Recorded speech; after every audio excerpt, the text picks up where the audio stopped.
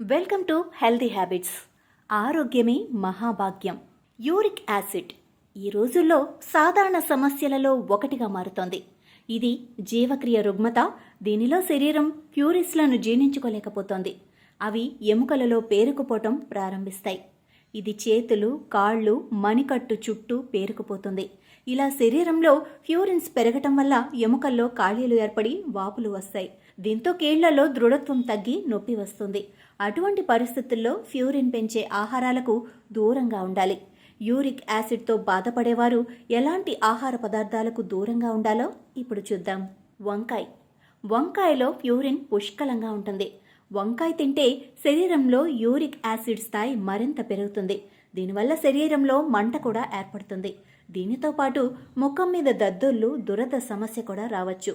Uric యాసిడ్తో బాధపడేవారు వంకాయలకు దూరంగా ఉంటే మంచిది. నెక్స్ట్, బెండకాయ.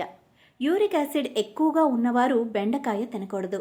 బెండకాయ తినటం వల్ల శరీరంలో ప్యూరిన్ పరిమాణం పెరుగుతుంది. బెండకాయలో కీళ్ల నొప్పులను, వాపులను అభివృద్ధి చేసే లక్షణాలు అధికంగా ఉంటాయి.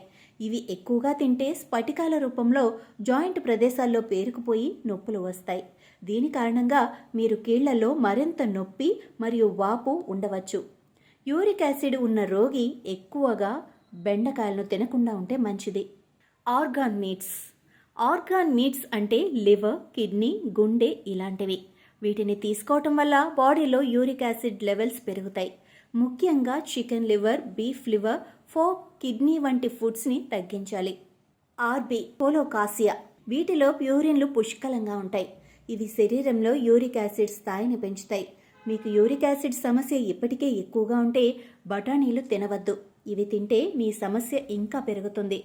ఋతుపవన కూరగాయలలో ఆర్బీ అధిక మోతాదులో ఉంటుంది. ఆర్బీ రుచికరమైన రుచి ఉండవచ్చు, కానీ యూరిక్ యాసిడ్ విషయంలో ఈ కూరగాయలను తినకూడదు. ఆర్బీ తినటం వల్ల శరీరంలో యూరిక్ యాసిడ్ పెరుగుతుంది. ఇక తర్వాత వచ్చి క్యాబేజీ. యూరిక్ యాసిడ్ అధికంగా ఉన్న పేషెంట్స్కు క్యాబేజీ మంచిది కాదని నిపుణులు అంటారు. కానీ క్యాబేజీలో ఫ్లేవనాయిడ్లు ఎక్కువగా ఉంటాయి.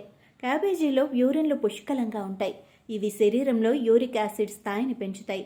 మీకు యూరిక్ యాసిడ్ సమస్య ఇప్పటికే ఎక్కువగా ఉంటే క్యాబేజీ తినవద్దు. ఇవి తింటే ఈ సమస్య ఇంకా పెరుగుతుంది. పుట్టగొడుగులు. వీటిలో యూరిక్ యాసిడ్ పెంచడానికి పనిచేసే ప్రోటీన్లు ఎక్కువ మొత్తంలో ఉంటాయి. ఇది మీ ఎముకలలో పెరగటం మొదలవుతుంది. వాపు పెరుగుతుంది.